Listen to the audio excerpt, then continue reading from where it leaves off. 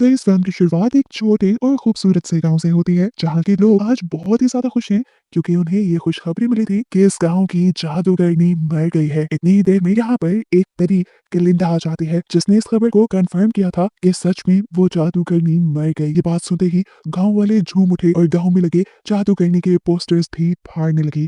अब कैलेंडा वहां से जाने ही वाली थी कि तभी एक बच्ची ने आकर कैलेंडा से सवाल किया कि आखिर जादूगरनी बनती कैसे है और सब उसे इतना बुरा क्यों समझते हैं। इस बच्ची का सवाल सुनकर कैलेंडा सीरियस हो गई और उसने बच्ची को बताया कि ये जादूगरनियां बुरी नहीं होती, इन्हें बुरा बनाया जाता है। हमारे बुरे रवैये ही इन जादूगरनियों को ऐसा बनाते हैं। उसके ये बात कहते ही सीन शिफ्ट हो जाते हैं पास्ट में, जब जादूगरनी एल्फाबा पैदा हुई थी। उसका कलर ग्रीन था, इसीलिए उसके डैड गिनी जर्नल ने उसे एक्सेप्ट ही नहीं किया। पता चला कि वो एक जादुई बच्ची भी है। जब जब वो रोती थी या उसे गुस्सा आता था तो चीजें हवा में उड़ने लगती थी। अल्फाबा को उसके मॉम डैड का प्यार नहीं मिला। जैसे जैसे अल्फाबा बड़ी होती गई, उसके लिए मुश्किलें भी बड़ी होती गई। कोई उसे प्यार नहीं करता था, उसके पास नहीं रहता था। उसकी अब रोज नाम की एक बहन भी हो गई थी, जो खूबसूरत तो बहुत थी, लेकिन एक पाँव से माजूर थी। वो अल्फाबा उसे बहुत प्यार करती थी। एक दिन अल्फाबा रोज और उसके दोस्तों को जब स्टोरी सुना रही थी तो सभी बच्चे उसका मजाक उड़ाने लगे। अल्फाबा को गुस्सा आ गया, उसने नीचे से अपनी मैजिकल पावर से पत्थर उठाए और उन बच्चों को मार दिया। ये खबर जैसे ही जर्नल को मिली तो जर्नल अल्फाबा की इस हरकत से बहुत गुस्सा हुए और अपनी बेटी रोज को वहां से ले गए, जबकि अल्फाबा वही अकेली रह गई। सीन कट होकर हमें दोबारा कैलेंडा और गांव वालों को दिखाया जाता है, जहां अब तक इन लोगों ने उस विच का एक बहुत बड़ा स्टैचू भी बना लिया था। इसे कैलेंडा जला देते हैं। वो दोबारा यहाँ से वापस जाने ही वाली थी कि तभी एक और लड़की ने उससे सवाल किया, क्या अल्फाबा आपकी दोस्त थी जो आप उसके लिए ऐसी बात कर रही है? कैलेंडा ने जवाब दिया, नहीं, शायद दोस्त नहीं थी, लेकिन मैं उसे बहुत अच्छी तरह जानती हूँ। उसके ये कहते ही हम लोग उस वक्त में चले गए जब अल्फाबा और कैलेंडा साथ थी। कैलेंडा यूनिवर्सिटी में पढ़ने के लिए आई थी और इसी यूनिवर्सिटी में अल्फाबा भी उस दिन अपनी बहन रोज का एडमिशन करवाने आई थी। अपना इसलिए नहीं क्योंकि जर्नल उसे पढ़ाई की परमिशन नहीं दे रहे थे। खैर, अब इन सब का इंट्रोडक्शन शुरू हो जाता है, जिसके बाद एक टीचर रोज को यहाँ से प्रोटोकॉल लेकर ले जाने लगती है क्योंकि वो जर्नल की बेटी थी। अल्फाबा को ये अच्छा नहीं लगा, उसने टीचर को रोका, लेकिन टीचर ने उसकी एक नहीं सुनी और रोज को आगे की तरफ ले गई। अल्फाबा को गुस्सा आ गया और उसने अपनी पावर्स से रोज की व्हील चेयर को रोक दिया। उसके गुस्से में आते ही यहाँ पर हर चीज उड़ने लगी और ये सब देख लिया यहाँ की प्रिंसिपल ने। प्रिंसिपल जानती थी कि सब बच्चे अल्फाबा का जादू देखकर उसे मारने लग जाएंगे, उसे बुरा समझेंगे, इसीलिए प्रिंसिपल ने ऐसा दिखाया जैसे ये जादू उन्होंने किया हो और अल्फाबा को सब बच्चों से बचा लिया। जिसके बाद उन्होंने कैलेंडा से कहा कि वो अल्फाबा को लेकर अपने कमरे में चली जाए। कैलेंडा तो इस बात के लिए मान गई थी, लेकिन अल्फाबा नहीं, क्योंकि वो यहाँ पढ़ने नहीं आई थी, उसे तो वापस जाना था। अब प्रिंसिपल उसे लेकर एक अकेले कमरे में चली जाती है, जहाँ वो उसकी जादुई पावर्स की तारीफ करती है। वो उसे ये भी ऑफर देती है कि वो उसे पढ़ाएंगी और उसकी पावर्स पर कंट्रोल करना भी सिखाएंगी। ये सुनकर अल्फाबा बहुत ज्यादा खुश और एक्साइटेड हो गई, लेकिन सिर्फ कुछ ही लम्हों के लिए, क्योंकि अगले ही पल उसे याद आ गया था कि उसके डैड उसे पढ़ने की इजाजत नहीं देंगे। तब प्रिंसिपल ने उसे तसल्ली दी कि वो खुद गवर्नर से बात करके उसे यूनिवर्सिटी में एडमिशन दिलवाएगी। अब अल्फाबा बहुत ज्यादा खुश थी। रात रहने के लिए वो जब कैलेंडा के रूम में गई तो उसने देखा कि कैलेंडा ने पूरे रूम में अपनी ही चीजें बिखेरी हुई थी। अल्फाबा के लिए तो कोई जगह ही नहीं थी। उसने जब अपनी जगह बनाना चाही तो कैलेंडा ने उसे रोका और ऐसे में अल्फाबा को गुस्सा आ गया। वहां की चीजें हवा में उड़ने लगी, यहाँ तक कि कांच भी गिर गया। अल्फाबा ने उसकी चीजें दूर फेंकी और अपनी जगह बनाकर सो गई। रात में भी चीजों की वजह से इनकी लड़ाई होती रही, जिसकी खबर कहीं ना कहीं बाकी स्टूडेंट्स को हो ही गई थी। सुबह होने पर हमने देखा कि यहाँ पर एक टीम बन गई, अल्फाबा और कैलिंडा के खिलाफ। अल्फाबा की टीम में तो कोई नहीं रहा, सबके सब कैलिंडा की टीम में चले गए और अल्फाबा को बुरा भला कहने लगे। मेस में भी सब अल्फाबा को अकेला छोड़ देते हैं और क्लास में भी अल्फाबा का सब बच्चे मिलकर मजाक उड़ाते हैं। खैर, क्लास शुरू हो जाती है और उनको पढ़ाने के लिए एक प्रोफेसर आते हैं जो कि एक जानवर थे। यहाँ पर प्रोफेसर जब कैलिंडा का नाम ठीक से नहीं बोल पाते तो यहाँ पर अल्फाबा ही टीचर की साइड लेती है और उन्हें ऐसा फील करवाती है कि ये सब होना नॉर्मल है। फिर प्रोफेसर अपना लेक्चर शुरू कर देते हैं और इन्हें बताते हैं कि एक वक्त वो भी था जब इंसान और जानवर एक साथ रहा करते थे, लेकिन फिर जब लोगों के लिए खाने की कमी हो गई तो इंसानों ने जानवरों को अपने मतलब के लिए मारना शुरू कर दिया। और फिर एक दौर वो आ गया जब इंसानों ने जानवरों को अपने साथ नहीं बल्कि अपने नीचे गुलाम रखने का फैसला किया। अभी प्रोफेसर लेक्चर देख रहे थे कि दरमियान में प्रोफेसर ने देखा कि अभी भी इस लेक्चर में जानवरों के खिलाफ ही बातें हो रही थी। वो दुखी होकर वहां से चले गए। अल्फाबा को ये देखकर उनका दुख समझ आया, क्योंकि अल्फाबा को भी कभी किसी ने उसका हक नहीं दिया था। अल्फाबा प्रोफेसर के साथ गई और उसने प्रोफेसर से दोस्ती कर ली। यहाँ पर सीन कट होकर दिखाया जाता है कि अब प्रिंसिपल ने अल्फाबा की ट्रेनिंग भी शुरू कर दी थी, जिसमें उसे अपनी मैजिकल पावर्स को कंट्रोल करना सीखना था। अल्फाबा अपनी पावर्स से चीजों को ठीक से तो उठा लेती है, लेकिन जैसे ही उसे गुस्सा आता है सारी चीजें तहस नहस होने लगती हैं। ये देखकर प्रिंसिपल गुस्सा होने के बजाय खुश होती है, ये देखते हुए कि उसकी पावर्स बहुत ज्यादा है। रात में जब अल्फाबा दोबारा प्रोफेसर के पास आने वाली थी, तब उसने सुना कि टीचर अपने लोगों को कह रहे थे कि अब हमें अपना सामान पैक करके यहाँ से चलना होगा। अब हमारी यहाँ पे कोई जगह नहीं है। वो दिन दूर नहीं जब इंसान हमें मार देंगे। ये सुनकर अल्फाबा उदास हो गई। वो वहां से जाने ही वाली थी कि प्रोफेसर ने उसे देख लिया और अंदर बुला लिया। प्रोफेसर उसे बहुत प्यार दे रहे थे। ये देखते हुए अल्फाबा ने उससे प्रॉमिस किया कि मैं आप लोगों की मदद जरूर करूंगी और आप लोगों को आपका हक दिलवा कर रहूंगी। ये कहने के बाद अल्फाबा यहाँ से चली गई जंगल की तरफ, जहाँ जंगल में उसकी मुलाकात हो गई एक लड़के से जो घोड़े पे यहाँ की तरफ आ रहा था। अल्फाबा को देखकर वो डर गया और यहाँ हमें पता चला कि वो प्रिंस था। दूसरी तरफ यूनिवर्सिटी में भी प्रिंस के आने के चर्चे होने लगते हैं और क्लिंडा खूब अच्छे से तैयार होती है प्रिंस को इम्प्रेस करने के लिए। प्रिंस यूनिवर्सिटी में आकर ज्यादा किसी को भाव नहीं देता, लेकिन क्लिंडा जो कि यूनिवर्सिटी की ब्राइट और सबसे खूबसूरत स्टूडेंट थी और बार बार प्रिंस को इम्प्रेस करने की कोशिश भी कर रही थी, तो आखिर प्रिंस उससे दोस्ती कर ही लेते हैं और वो प्रिंस को लेकर आती है लाइब्रेरी में, जहाँ आकर हमें पता चलता है कि प्रिंस की आदतें तो बहुत बिगड़ी हुई हैं। वो यहाँ पर भी रूल्स तोड़ने लगता है और बुक्स के ऊपर चढ़ जाता है, जिसकी वजह से लाइब्रेरियन उसके ऊपर बहुत गुस्सा हुआ। लाइब्रेरियन को चिढ़ाने के लिए प्रिंस ने यहाँ गाना शुरू कर दिया। क्लिंडा के साथ साथ सभी प्रिंस के साथ गाना गाने लगे और यहाँ एंजॉय करने लगे, सिवाय अल्फाबा के। अगले सीन में दिखाया जाता है कि एक लड़का क्लिंडा को प्रोम पार्टी के लिए इनवाइट करता है, लेकिन क्लिंडा तो प्रिंस के साथ जाना चाहती थी, इसलिए उसने रोज के साथ जाने की उसे ऑफर की। रोज तो लड़के के इनवाइट करने पे ही बहुत खुश हो गई और जैसे ही ये बात उसने अल्फाबा को बताई तो अल्फाबा ने रोज को जाने से मना किया, क्योंकि उसे लग रहा था कि इसके पीछे क्लिंडा की कोई चाल होगी। पर रोज ये बात कहाँ समझने वाली थी, वो तो अल्फाबा के मना करने पर गुस्सा हो गई। यहाँ पर दिखाया गया कि क्लिंडा भी प्रोम पार्टी में जाने के लिए बहुत अच्छे से तैयार हो रही थी और तभी यहाँ पर अल्फाबा भी आ गई। क्लिंडा के फ्रेंड्स को क्लिंडा के सामान में से एक बहुत ही अजीब कैप मिली। ये कैप उसकी ग्रैंड माँ की थी और किसी जादूगरनी की लग रही थी। उसने ये कैप उठाकर अल्फाबा को दे दी ताकि जब अल्फाबा इसे पार्टी में पहनकर जाए तो सब उसका मजाक उड़ाए। इस चीज से अनजान अल्फाबा क्लिंडा की तरफ से खुश हो गई कि कम से कम उसके दिल में अल्फाबा के लिए जगह बनने लगी है। खैर सभी लोग अब प्रोम पार्टी में चले जाते हैं। डांस करते हुए सभी बहुत ज्यादा एंजॉय कर रहे थे। रोज भी खुश थी और क्लिंडा भी खुश थी प्रिंस के साथ। इसी पार्टी में अब अल्फाबा भी आ गई क्लिंडा की दी हुई कैप पहने हुए। उसके इस अजीब से हुलिये को देखकर सभी लोग उसका मजाक बनाने लगे। सभी लोग उस पर हंस रहे थे। उसने यही कैप उतारकर अब जमीन पे रखी और यहाँ पे अकेले ही डांस करना शुरू कर दिया, क्योंकि वो तो किसी के साथ आई ही नहीं थी। उसका अजीब डांस देखकर सभी लोग और ज्यादा उसका मजाक उड़ा रहे थे, एक दूसरे के साथ मिलकर हंस रहे थे और ये देखते हुए लिंडा को अब बुरा लगने लगा, क्योंकि सब अल्फाबा के साथ उसी की वजह से तो हो रहा था।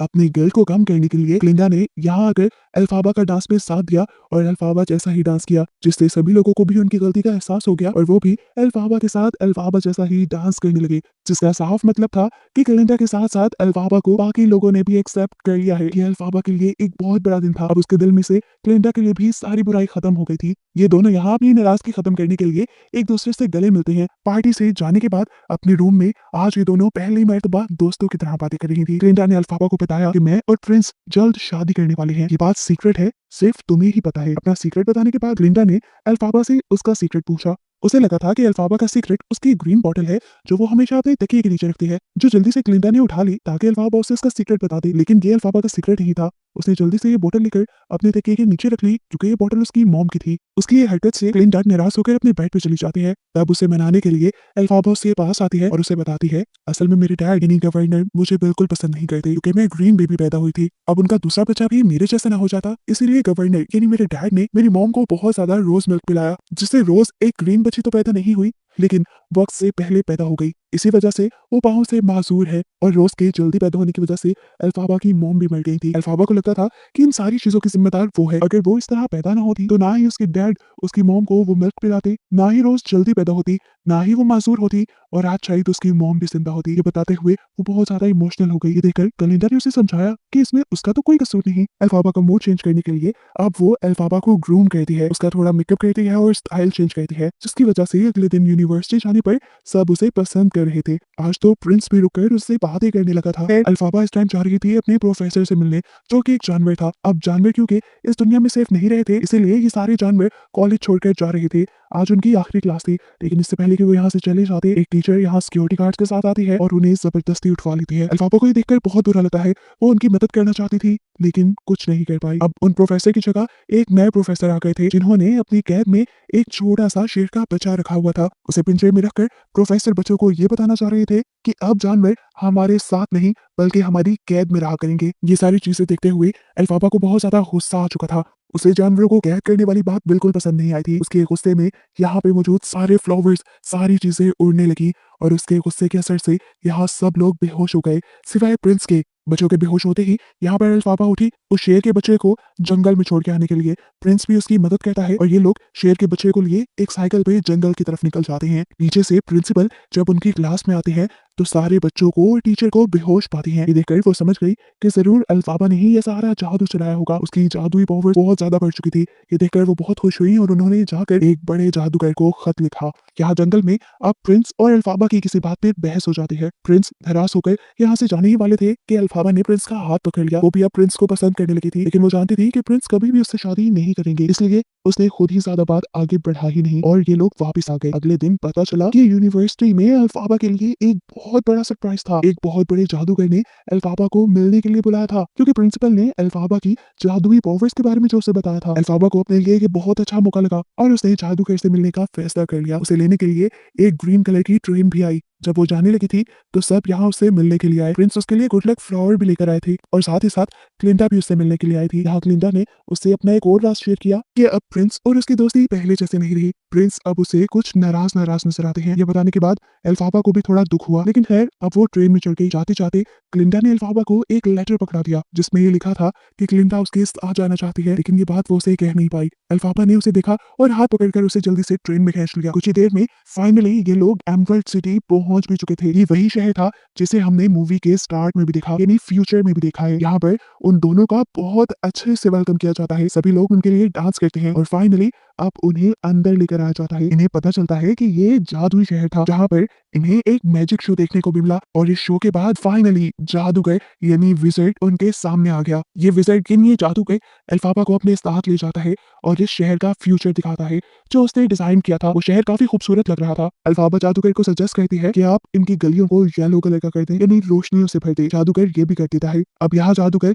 इसी शहर के पास अल्फाबा को अल्फाबा का एक छोटा सा पुतला भी दिखाता है जो ये शो कर रहा था कि इस शहर के ऊपर अल्फाबा हुकूमत करेगी। जो देखकर अल्फाबा ने फौरन कहा कि मेरा ख्वाब कहीं भी हुकूमत करना नहीं है, मेरा ख्वाब है कि मैं जानवरों के लिए कुछ कर पाऊँ और इस पे मुझे आपकी मदद की जरूरत है। उनकी इन्हीं बातों के दौरान यहाँ पर प्रिंसिपल भी आ जाती है, जिन्हें देखकर अल्फाबा बहुत ज्यादा खुश होती है और जाकर उनके गले मिल जाती है। फिर यहाँ पर इनकी बात चल रही थी कि अल्फाबा जानवरों के लिए कुछ करना चाहती थी। अब यहाँ पर एक बंदर जादूगर के कहने पे एक जादुई किताब से कपड़ा उठाता है, जिसके बाद जादूगर अल्फाबा से कहते हैं कि इस बंदर को उड़ने का बहुत शौक है और इस मंत्र से तुम उसे पढ़ दे सकती हो। उनके कहने पर अल्फाबा वो मंत्र पढ़ती है और हैरानकुन तौर पर जादू काम भी कर जाता है। अल्फाबा खुश थी कि उसने जानवर के लिए कुछ किया, लेकिन जब उसने देखा कि उसके जादू के बाद बंदर दर्द से तड़पने लगा है और उसकी पीठ पर पंख आने लगे हैं तो वो डर गई। वो इस जादू को बंद करना चाहती थी, लेकिन जब उसने इस मंत्र को उल्टा पढ़ा तब भी ये जादू रिवर्स नहीं हुआ। गुस्से में आकर उसने जादूगर से इस जादू को दोबारा बंद करने को कहा। तब जादूगर ने बताया कि उसकी भी जादुई पावर्स इतनी ज्यादा नहीं है कि वो इस किताब के मंत्रों को पढ़ पाए और ये काम अल्फाबा ने कर लिया था, तो इसका मतलब था कि अल्फाबा की ताकत बहुत ज्यादा है और अब ये सब जो कुछ हो रहा है इसे कोई भी चाहकर नहीं रोक सकता। ये सुनकर अल्फाबा को और भी ज्यादा दुख हो गया। वो क्या करना चाहती थी और क्या हो गया। बाहर जाकर जब उसने देखा तो पूरी बंदरों की फौज दर्द में तड़प रही थी और उनकी पीठ पर पर आ रहे थे। ये देखकर वो समझ गई कि असल में जादूगर और प्रिंसिपल ने मिलकर उसे फंसाया है। असल में ये दोनों ही जानवरों को पसंद नहीं करते थे और जानवरों को अपना गुलाम बनाना चाहते थे, जिसके लिए उन्होंने भोली अल्फाबा का इस्तेमाल किया। ये जानकर अल्फाबा को गुस्सा आ गया और वो जादुई किताब लेकर यहाँ से भागने का फैसला करती है। उसको भागता देखकर प्रिंसिपल क्लिंटा को जादू सीखने की ऑफर देती है और उसे कहती है इसके बदले तुम्हें सिर्फ अल्फाबा को यहाँ लाना होगा। क्लिंटा को भी ये मौका अच्छा लगा और वो भी अल्फाबा को पकड़ने के लिए उसके पीछे भागी। अब यहाँ जिन बंदरों की फौज को पर मिल चुके थे, प्रिंसिपल उन सारे बंदरों को उड़कर अल्फाबा को ढूंढ कर लाने को कहती है। यहाँ पर जादूगर भी अपने खास कमरे में जाकर अपने खास गार्ड को अल्फाबा को ढूंढने पर लगा देता है। क्लिंटा जो हर हाल में जादूगर बनने का मौका नहीं गंवाना चाहती थी, वो अब अल्फाबा के करीब पहुंच भी चुकी थी। वो अल्फाबा को रोक रही थी कि अल्फाबा ना जाए, लेकिन अल्फाबा ने जाना था। वो इस टाइम एक ऐसे कमरे में आ चुकी थी जहाँ पे एक हॉट एयर बैलून था। उसमें बैठकर वो यहाँ से भाग जाना चाहती थी, लेकिन तब तक जादूगर के बहुत से आदमी भी उनको पकड़ने के लिए यहाँ गए। लेकिन उससे पहले ही अल्फाबा उस हॉट एयर बैलून के अंदर बैठकर वहां से जाने लगी। इससे पहले कि वो निकल जाती, ऊपर से महल की छत बंद कर दी गई, जिससे उनका हॉट एयर बैलून फट गया और वहां पे आग लग गई। अल्फाबा और क्लिंडा नीचे गिर गए, एक कमरे में फंस गए, जहाँ क्लिंडा ने अल्फाबा को समझाया कि ये अच्छा मौका है, तुम्हें सब कुछ मिल रहा है, तुम क्यों नहीं उनकी ऑफर कबूल कर रही। जिस पर गुस्से में अल्फाबा से कहती है मेरा सपना हुकूमत करना नहीं है, मुझे हमेशा से जानवरों के लिए कुछ करना था। दूसरी तरफ दिखाया जाता है कि प्रिंसिपल पूरी यूनिवर्सिटी और पूरे शहर में ये खबर फैला देते हैं कि अल्फाबा चोर है और वो उनकी जादुई किताब लेकर भाग गई है। जो सुनकर सभी को बहुत बुरा लगा था और सभी उससे नफरत करने लगे थे। ये ऐलान एल्फाबा और क्लिंडा ने भी सुना था। एल्फाबा को तो ये सुनकर बहुत ज्यादा गुस्सा आ गया। तब क्लिंडा ने उसे समझाया कि तुम गुस्सा थूक दो और जाकर प्रिंसिपल से माफी मांग लो, सब पहले जैसा हो जाएगा। लेकिन एल्फाबा अब कुछ ऐसा नहीं करना चाहती। उसके साथ जितना बुरा हो चुका था, इससे ज्यादा बुरा वो सह भी नहीं सकती थी। उसने अब उस जादुई किताब में से एक मंत्र पढ़ना शुरू किया। क्लिंडा उसे रोकती रही, लेकिन उस मंत्र की वजह से उसके पास एक जादुई झाड़ू आ गया। जिस झाड़ू को लेकर वो यहाँ से उड़ गई। जादूगर के गार्ड्स भी अब उसे पकड़ नहीं पाए थे। उसके यहाँ से भागते ही प्रिंसिपल ने क्लिंडा को अपने साथ मिला लिया, उसे जादू सिखाने की ऑफर की और कहा कि हम दोनों मिलकर ही एल्फाबा को ढूंढ लेंगे। एल्फाबा को लगता था कि क्लिंडा प्रिंसिपल के साथ हाथ नहीं मिलाएगी क्योंकि वो जालिम है, लेकिन जब उसे पता चला कि क्लिंडा ने प्रिंसिपल के साथ हाथ मिला लिया है तो उसका दिल टूट गया। इस शहर ने उसके साथ बहुत बुरा किया था, इसीलिए उसने इस शहर को अंधेरों में रहने का कर्ज यानी श्राप दे दिया और यहाँ से दूर पहाड़ों में चली गई। जिसके साथ ये कहानी इस सबक के साथ खत्म हुई कि कोई भी बुराई के साथ पैदा नहीं होता, बल्कि लोगों के रवैये ही किसी इंसान को अच्छा या बुरा बना देते हैं। और आखिर में हमें ये भी पता चल जाता है कि आखिर क्यों गांव वाले एल्फाबा के मरने पे खुश हुए थे, क्योंकि एल्फाबा के मरने से उनके शहर का कर्ज टूट गया था और ऐसे सारी कहानी खत्म हो गई।